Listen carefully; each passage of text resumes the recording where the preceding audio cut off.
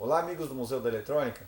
Está aqui na bancada hoje um rádio que veio da cidade de Gama, lá do Distrito Federal. Pertence ao inscrito do canal, o amigo Francisco, que confiou a nós a avaliação desse rádio e o conserto ou restauração do rádio. Eu vou aproveitar esse trabalho que se inicia hoje e vou compartilhar com vocês um pensamento muito pessoal que tenho com relação a como aprender eletrônica. Se você já assistiu o primeiro vídeo, Como Aprender Eletrônica, que eu vou deixar a descrição aí, eu vou deixar o link na descrição desse vídeo, você vai entender melhor o que eu tenho para falar hoje.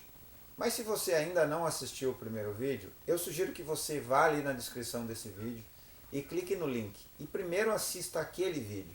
Depois volte aqui e você vai entender melhor o que eu tenho para dizer para você hoje. Vamos lá então? Bom, a coisa mais comum que acontece é as pessoas entrarem em contato com a gente e perguntar como aprender eletrônica, ou perguntar dicas de cursos para aprender eletrônica. Quando a gente pesquisa na internet, seja no Google, ou seja no Facebook, ou nas redes sociais, a gente encontra vários cursos, né? E o pessoal às vezes faz algumas chamadas que são, na sua própria descrição, inexequíveis ou impossíveis, né? Às vezes as pessoas colocam lá, aprenda a eletrônica de uma maneira fácil, né? Ou aprenda eletrônica em poucas lições, ou compre um curso de eletrônica e aprenda. Bom, sem nenhum demérito a essas pessoas que fazem isso com certeza com toda a dedicação e com a melhor intenção possível, o que eu quero dizer para vocês é que não existe caminho fácil para aprender eletrônica. Não tem como você pensar que vai entrar num ramo da ciência tão complexo como é a eletrônica e a eletricidade e vai aprender de maneira fácil. Mas é possível aprender? Sim, é possível aprender. Vou compartilhar com vocês o que eu penso que seja o melhor caminho para a pessoa aprender eletrônica. Aliás, não só aprender eletrônica, mas aprender qualquer coisa do conhecimento humano. Vamos lá? Bom, vamos pensar o seguinte. O ser humano é a raça que domina o planeta. Por que isso? No final da era glacial, quando o planeta estava congelado e a temperatura começou a subir e o gelo começou a derreter, existiam os dinossauros, que eram os seres monumentais que controlavam o planeta. Eles estavam no topo da cadeia alimentar e eles dominavam todo o planeta e eles eram os predadores das outras raças. O que aconteceu com eles? Morreram, porque não conseguiram se adaptar à temperatura que estava subindo. Essa é uma das teorias. Existem outras teorias relacionadas a um asteroide que destruiu os dinossauros. Mas o princípio que eu quero passar para vocês é o seguinte. Nós somos o ser humano é muito adaptável. O que acontece então? Eu tinha um professor na universidade, no curso de engenharia, que ele dizia o seguinte: se alguém aprendeu isso em algum momento, eu também posso aprender. O que significa isso? Talvez você tenha uma boa intenção de ser um técnico em eletrônica. Você já pensou isso muitas vezes e você deseja isso profundamente. Mas quando você começa a estudar, ou quando você começa a ler livros, ou quando começa a ler apostilas, você acaba desanimando. No relato do meu amigo Anderson, lá de São Paulo, ele disse um dia que leu mais de 60 páginas para tentar entender um determinado assunto da eletrônica, e num vídeo de 5 minutos que ele assistiu no canal, ele entendeu aquilo que ele não entendeu em 60 páginas. Por que isso? Porque, logicamente, a didática é importante. Voltando à nossa capacidade de adaptação, se você quer aprender eletrônica, por mais que tenha dificuldades, por mais que seja um desafio na sua vida, por mais que você não consiga encontrar cursos que tenham uma boa didática para lhe ensinar, você vai aprender. Porque o sentimento humano de querer, ele é muito mais forte do que qualquer coisa. Ah, mas eu não tenho tempo. Volta ao caso da adaptação. Eu tinha um colega na engenharia que ele trabalhava em turno integral, ele tinha família, era casado, tinha filhos e viajava mais de 50 quilômetros todos os dias só para vir para a aula. E ele foi aprovado, junto comigo, na primeira turma do curso de engenharia, em primeiro lugar. Era o melhor aluno da engenharia. Então, se você quer aprender alguma coisa, não tenho nenhuma dúvida. Você tem que primeiro descobrir se aquilo está realmente dentro do seu íntimo. Você realmente quer aprender eletrônica ou você pensa em aprender eletrônica para ter uma profissão e abrir uma oficina ou consertar qualquer coisa? É muito diferente uma coisa da outra. Mas se você tem, no fundo do seu íntimo, o desejo sincero de ser técnico em eletrônica, você vai aprender. E com toda a modéstia, eu pretendo colaborar para isso. E é isso que eu vou fazer a partir de hoje. Eu vou aproveitar a manutenção desse aparelho ou a restauração desse aparelho e vou compartilhar com vocês um passo a passo de uma forma simples de localizar defeitos de aparelhos eletrônicos. Pelo relato do amigo proprietário desse rádio, o rádio funciona, mas tem um volume baixo e dá estalos quando vai sintonizar. Bom, eu já sei o que é. Sem mesmo abrir a caixa, eu já sei o que pode ser o defeito. E provavelmente eu localizaria esse defeito com rapidez, e se for um conserto, eu faria o conserto muito rápido. Não sei se vai ser conserto ou restauração. Nós vamos ter que conversar depois com o proprietário do rádio para ver o que ele vai escolher. Mas, por que eu sei? Porque, principalmente, vejam bem, eu conheço a teoria da eletrônica. Lá nos primórdios, quando eu comecei com 9, 10, 11, 12, 13 anos de idade, eu estudei a teoria da eletrônica. E ao longo de toda a minha vida, eu estudei a teoria da eletrônica. Esse é o primeiro pensamento. Como você vai aprender eletrônica? Você precisa estudar a teoria. É indispensável. Não há como você entender alguma coisa se você não entender a teoria daquela coisa. Às vezes eu vejo as pessoas dizendo o seguinte: qual o kit de ferramentas mais indicado para o estudante de eletrônica? Ou qual o kit de ferramentas mais indicado para o hobbyista de eletrônica? Eu vou dizer uma coisa muito impactante para você: nenhum. Não se preocupe em comprar kits de ferramentas nesse momento. Se você está iniciando, o que você precisa não são ferramentas. Vou dar um exemplo. O estudante de medicina que acabou de passar no vestibular, qual a utilidade para esse estudante de medicina de um bisturi ou de um alicate? Ele vai usar para que isso? Ou qual é a utilidade para um estudante de medicina de um respirador, que é o que muito se fala nesse momento da pandemia, ou de um aparelho que monitora os sinais do paciente, né? Ou um monitor cardíaco? Não tem utilidade nenhuma.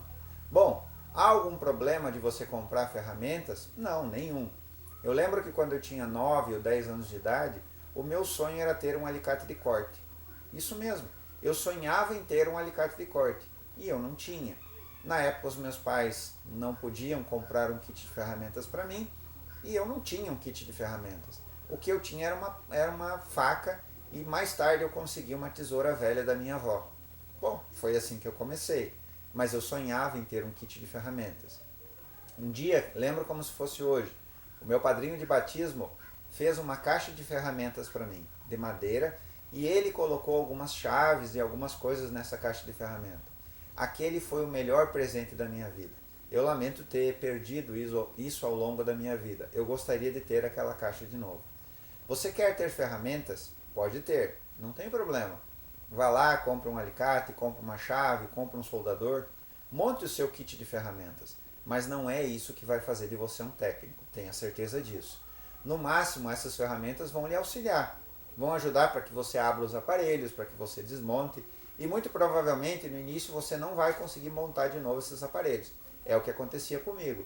Eu estraguei muitos aparelhos ao longo do meu início do estudo da eletrônica. Para mim, o estudo da eletrônica foi natural, porque eu amava aquilo e amo até hoje. Faço por amor. Faço esses vídeos para vocês por amor. Quando cada novo inscrito entra no canal, eu fico feliz como se eu tivesse ganhado um presente naquele dia. Por quê? Porque pode ser que essa pessoa seja motivada pelos meus vídeos a descobrir a profissão da eletrônica.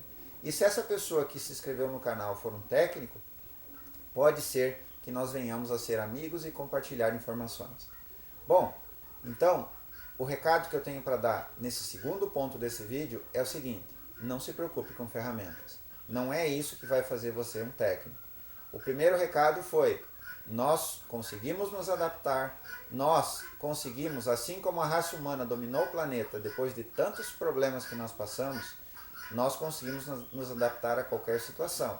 Então, se você disser: ah, mas eu não tenho tempo de fazer um curso de eletrônica, meu amigo, desista dessa profissão e vai fazer outra coisa.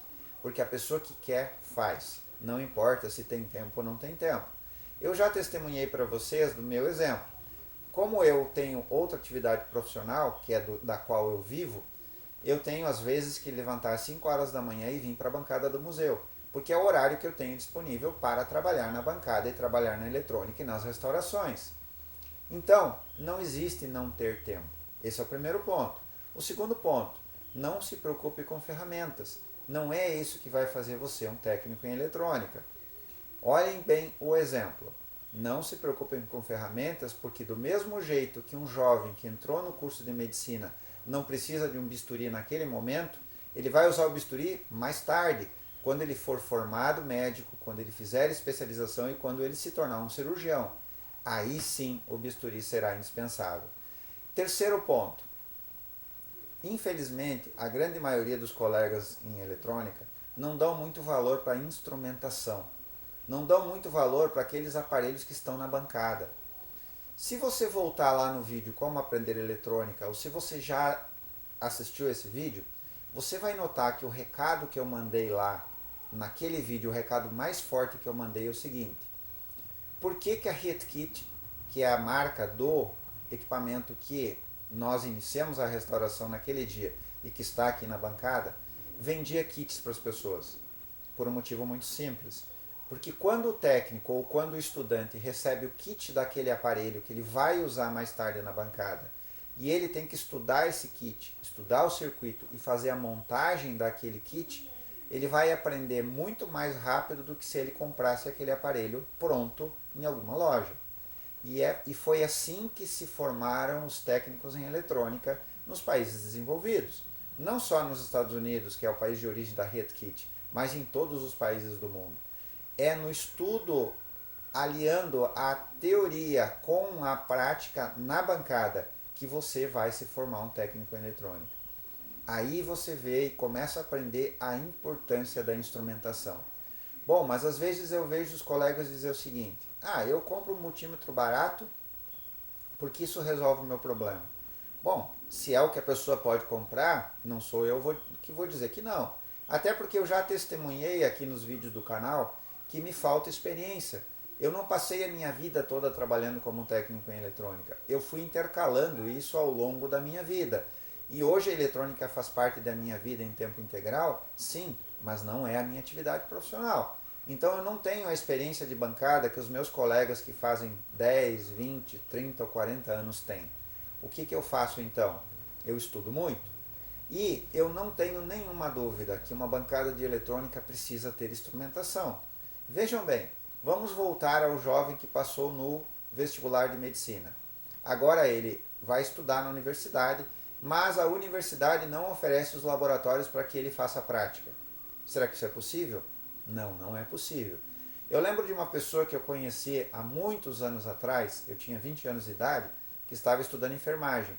E já nos primeiros semestres, já nos primeiros meses do curso de enfermagem, eles iam para o necrotério e eles abriam cadáveres. Por que será isso? Qual é a importância de um estudante de enfermagem ou um estudante de medicina de abrir cadáveres humanos? Isto é o lado prático.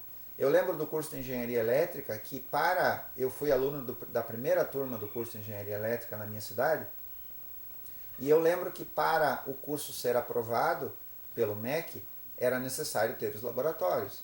Então a prática e a teoria têm que andar junto. O que acontece hoje? Qual o problema que existe da eletrônica ou, digamos assim, da eletrônica de bancada ou de manutenção hoje em dia, que a gente vê muitas críticas nas redes sociais e muitas críticas dos técnicos mais antigos, né? É que os amigos técnicos de hoje só trocam placas. Por que isso acontece às vezes? Claro, não vou tirar o mérito dos colegas. Às vezes as placas não têm o esquema, às vezes não é possível fazer uma intervenção porque é tudo microchip e microcomponente, então precisa trocar placa. Mas se o técnico tiver embasamento teórico e tiver instrumentação na bancada, ele pode tentar pesquisar o defeito daquela placa. E talvez seja possível consertar aquela placa. A gente sabe, por exemplo, que tem colegas técnicos que se especializaram no conserto de placas. Eles pegam aquelas placas que foram trocadas das TVs, por exemplo, que é a coisa mais comum hoje em dia, e consertam essas placas. Então, meu amigo, se você quer ser técnico em eletrônica, você tem que pensar em aliar a teoria com a prática. O que é prática na eletrônica de bancada? A prática depende da instrumentação. Ah, Mauro, mas eu não tenho como comprar um multímetro de marca ou de boa qualidade. Tudo bem? Comece com o mais simples, mas tenha um multímetro. Você precisa dele. Tenha um multímetro analógico. Multímetros analógicos e multímetros digitais não fazem a mesma função. Eles têm funções diferentes. Vocês devem ter notado nos vídeos anteriores aí do canal que eu dedico bastante tempo e esforço para a restauração dos instrumentos. Olhe aí nas playlists, você vai encontrar a restauração do gerador de RF Labo F6, você vai encontrar a restauração do milivoltímetro de RF HP, você vai encontrar a restauração do milivoltímetro de RF Bunton, você vai encontrar a restauração do osciloscópio Philips, você vai encontrar a restauração do multímetro Sanva.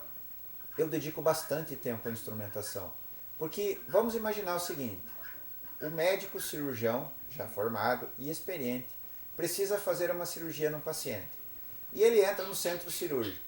Só que lá no centro cirúrgico falta uma ferramenta ou falta um instrumento. Como esse técnico vai fazer essa cirurgia no seu paciente? Não é possível. E muito provavelmente o paciente vai morrer. O centro cirúrgico da medicina é a bancada da eletrônica. Aqui é o nosso centro cirúrgico. O bisturi da medicina talvez seja o nosso alicate de corte. O respirador eletrônico ou a máquina que monitora os sinais vitais de um paciente que está numa cirurgia talvez seja o nosso osciloscópio ou o nosso multímetro digital ou a nossa fonte de bancada. E aí vai uma dica para você. Se você quer aprender eletrônica, monte uma fonte de bancada. Não compre uma fonte. Eu não sou partidário de comprar aquilo que é possível montar. Se você olhar nas playlists, lá na playlist Montagens do Museu, você vai ver lá que nós pegamos uma fonte praticamente do descarte, uma fonte de PC, e construímos uma fonte de bancada, gastando pouquíssimo dinheiro. Isso é legal. É você pegar os kits e você pegar os circuitos e você mesmo montar aquela instrumentação que é possível montar. Eu não vou dizer para você montar um multímetro, isso não é possível. Mas eu vou dizer para você montar uma fonte de bancada. Eu vou dizer para você montar um gerador de sinais, um injetor de sinais, um pesquisador de sinais. Tudo isso é possível montar. E quando você começar a montar, você vai notar o seguinte, que fazendo montagens você aprende. A melhor maneira de aprender eletrônica é essa, é conciliar a teoria com a prática. E quando você encontra a teoria nas montagens, para poder montar, você é obrigado a estudar. Você é obrigado a pegar aquele circuito e aprender a ler aquele circuito. Vou dar um exemplo. Você resolve montar um pisca-pisca, uma coisa simples. 2 LEDs piscando alternadamente, um LED vermelho, um LED verde. Bom, para isso você pode fazer de várias formas. Você pode usar 2 transistores numa arquitetura de oscilador. Muito simples, 2 transistores, 2 ou 3 resistores, 2 capacitores eletrolíticos e 2 LEDs. Pronto, você montou um pisca-pisca. E você vai poder brincar com a frequência que ele pisca. Se você quer aprender eletrônica com sinceridade, você precisa montar. Você não precisa abrir um rádio para aprender eletrônica e nem abrir uma televisão. Não há problema de fazer isso, mas aquilo vai ser muito pouco familiar para você. Para que você se familiarize com os componentes, você precisa fazer montagens. É isso que eu penso. Bom, Mauro, eu preciso fazer um curso de eletrônica? Sim. Conhecimento se soma. Você tem que estudar. Você precisa de livros? Sim. Hoje existe uma coisa maravilhosa, que são as revistas eletrônicas lá dos anos 80 e 90, que tinham muitas montagens e muito conhecimento teórico, elas têm em PDF hoje na internet. Por exemplo, a revista Saber Eletrônica, que fez parte da minha juventude. Eu tinha que esperar todo mês, tinha que conseguir o dinheiro, ir lá na banca da praça, normalmente, comprar a revista e vir fazendo festa para casa porque tinha chego a mais uma edição da revista. Hoje você consegue todas as revistas de graça na internet, baixando em PDF. Então, meu amigo, se você quer aprender eletrônica, depende exclusivamente de você. São 3 pontos que eu pontuei nesse vídeo. Primeiro, a nossa capacidade de adaptação, então você vai encontrar o tempo que você precisa para estudar eletrônica, não há desculpas. A pessoa que diz eu não tenho tempo para fazer alguma coisa, ela não dá prioridade para aquela coisa. Segunda coisa, você precisa de instrumentação. Você tem que ter instrumentação. Como que você vai trabalhar sem instrumentação? Não existe isso. E a melhor maneira de você aprender eletrônica é fazendo montagens. Beleza, pessoal? Bom, na sequência, vamos abrir essa caixa, vamos ver o rádio e eu vou ensinar vocês a fazer a pesquisa do defeito para tentar colaborar com vocês, principalmente para aqueles que são sinceros e querem aprender eletrônica. Beleza? Vamos lá então. Vamos lá então, vamos abrir a caixa.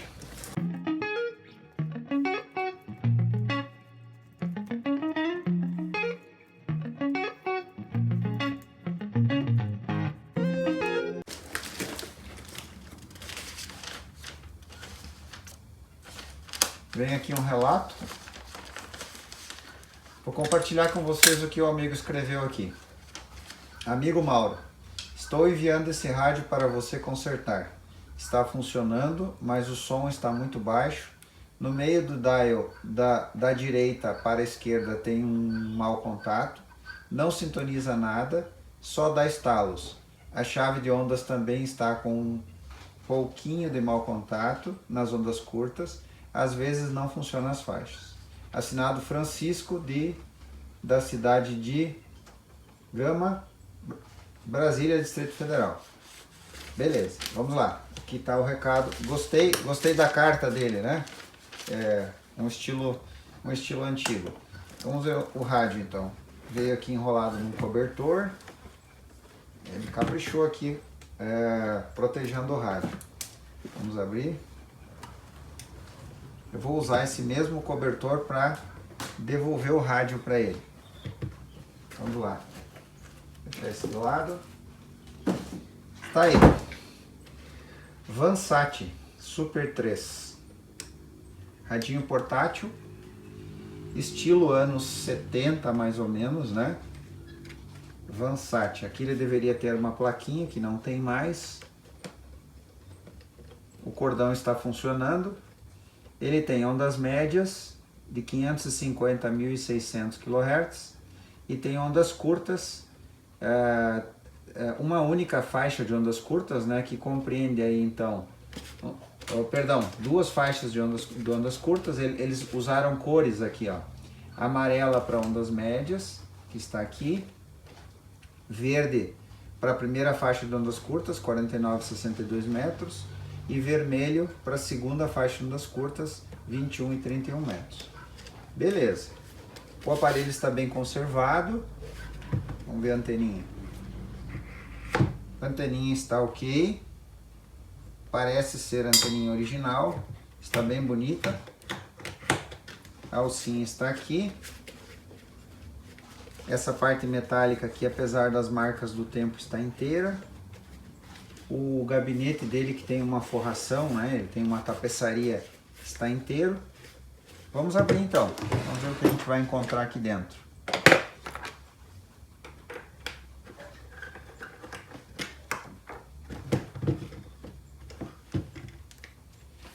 A tampinha está aí. Só sujeira, mas ela está inteira. Ali a plaquinha. Vansat Eletrônica. Rua Olinda, número 281, Socorro, Santo Amaro, São Paulo. Tá ali o CNPJ. Legal. Uma fábrica de São Paulo, né? Tá legal. Vamos ver aqui dentro então o que a gente vai encontrar. Bom, dá para notar então que o suporte de pilhas naturalmente já sofreu com bateria, com pilha que vazou, né? Isso é quase normal em rádios antigos. Então, tem marca aqui. Ele funciona aqui, ao que parece, com 3 pilhas grandes, né? Visualmente aqui parece que é isso, 4,5 volts. Já foi feito uma restauração nesse rádio. Em algum momento aí da história do rádio alguém mexeu nele, porque aqui dá para ver que os 2 transistores de saída de áudio dele são transistores novos, né? BC328 e BC338. Esse rádio aqui, ele originalmente era de germânio, os transistores, né? E de saída de áudio está aqui, ó, o dissipador de calor. Então ele tinha os transistores de germânio aqui e alguém fez a adaptação. O que foi feito aqui? O técnico que fez essa adaptação, ele com certeza trocou os resistores de polarização dos transistores, porque os transistores de germânio eles precisam de 0,3 volts, né, para entrar em regime de funcionamento. E o transistor de silício, que é o que foi colocado aqui, ele precisa de 0,6. Então é preciso trocar resistores. E aqui dá para ver, ó, que colocaram resistores modernos aqui, né? Bom, no mais, o rádio parece estar inteiro, a chave de ondas está aqui, o ferrite está inteiro, o alto-falante parece ser o original. Alguém já mexeu nas bobinas dele, então provavelmente ele está fora de sintonia, está desalinhado a frequência intermediária dele. Vamos ligar aí, eu vou colocar a fonte de bancada nele, vamos ligar e vamos ver como é que ele está se comportando aí, segundo o relato lá do proprietário.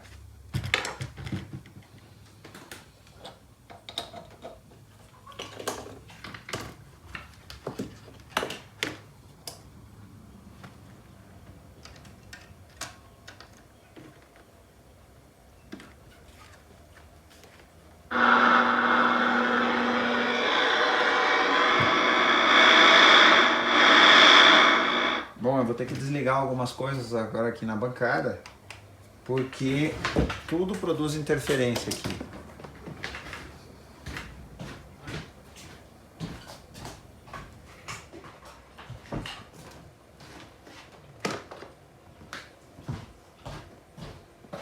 Agora deve ter melhorado, vamos ver.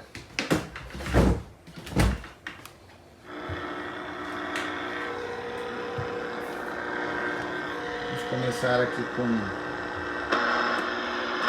ondas médias.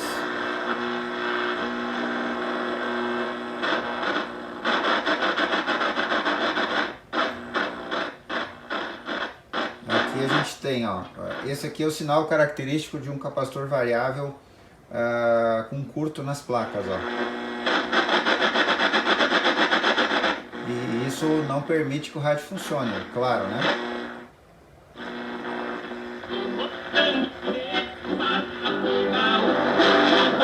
Ele sintonizou a estação de onda média local aqui da minha cidade, que ela é muito potente, então mesmo o rádio com problema ele vai sintonizar. Mas só ela, nenhuma outra mais. Bom, então a gente nota o seguinte, numa primeira avaliação desse rádio, né? A saída de áudio, a adaptação que foi feita ali parece estar funcionando. Eu vou testar depois as tensões para ver se ele está polarizado de forma correta, mas creio que sim, porque aqui na estação mais potente, né, ele tem um áudio até razoável, está distorcendo um pouco, mas em função também do alto-falante, que é um alto-falante pequeno, mas a gente precisa conferir. Eu não comentei antes, mas a pessoa que fez essa adaptação, ela também trocou os capacitores eletrolíticos, aqui eles são novos. Aqui também tem capacitor eletrolítico novo na parte de RF dele, né?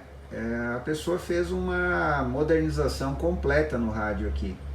Trocou transistores, trocou o oscilador de RF aqui também. Então o rádio foi bem mexido, né? Foi bastante mexido. Mas espero que tenha sido um trabalho. Aparentemente parece que não há problema. A gente vai ter que conferir. Vamos ver se é possível localizar o esquema desse rádio, né? Então assim, sintonizou aqui a estação mais potente da minha cidade e só, mais nenhuma.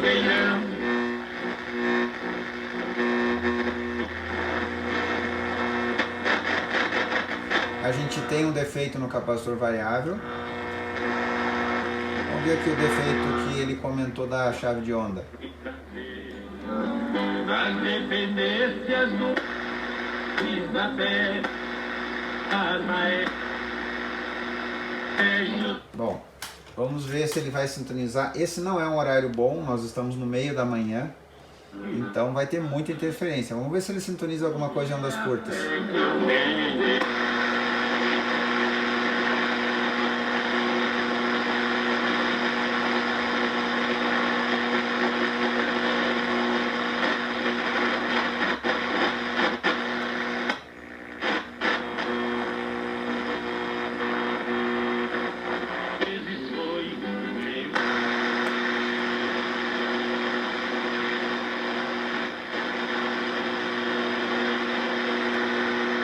Não, realmente ele sintoniza só a estação mais forte, né?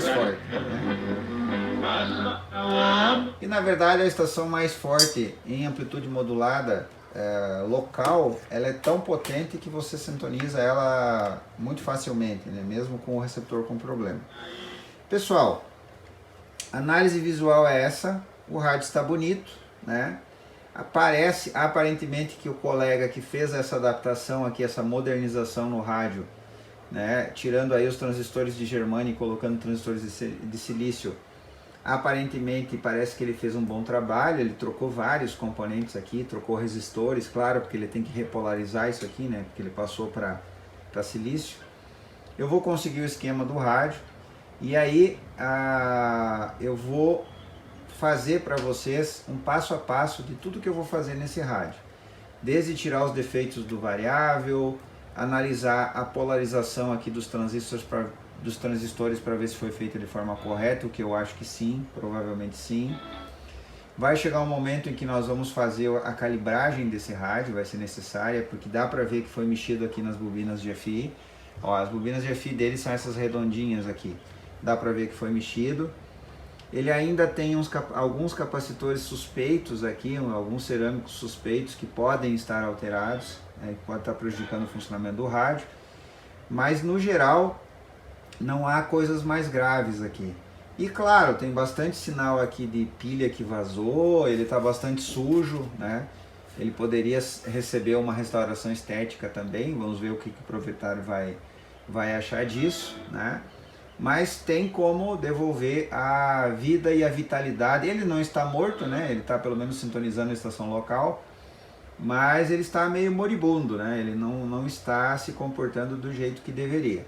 Então a gente precisa avaliar e analisar isso aí, né? Mas do contrário, parece que está em boas condições. Esse vídeo vai ficar por aqui. Eu vou mostrar para vocês o passo a passo, tudo que eu fizer eu vou mostrar num passo a passo e vou postando vídeos, talvez vídeos mais curtos do que esse inicial, para que você acompanhe junto comigo, como se estivesse sentado aqui do meu lado na bancada. Beleza, pessoal? Eu espero que vocês tenham gostado desse vídeo, eu espero que o meu recado em relação a aprender eletrônica seja válido para a experiência de vocês. E esse então vai ser o vídeo número 1 do conserto ou restauração desse radinho Vansat, que viajou aí, veio de bem longe, veio lá de Brasília, no Distrito Federal, aqui para o norte do Rio Grande do Sul, e a gente vai ver aí se a gente consegue deixar esse radinho aí em condições melhores e deixar o nosso amigo lá satisfeito com essa manutenção. Beleza? Se você ainda não se inscreveu no canal, se você está chegando hoje aqui, se inscreva no canal, ative o sininho para receber as notificações aí dos novos vídeos que a gente sobe, que a gente posta no canal. Compartilhe com os seus amigos, né? Ajuda a divulgar aí essa eletrônica bonita, aí, eletrônica clássica, né? Eletrônica aí dos primórdios, aonde as pessoas, o que tinham eram rádios mesmo, né? O rádio portátil que acompanhava as pessoas, elas levavam para o trabalho. Era muito comum isso nessa época, né? E essa era a maneira aí que as pessoas usavam aí para ouvir música, para ouvir notícias, né? Então, isso é muito legal. Beleza? Muito obrigado até aqui e até o próximo vídeo.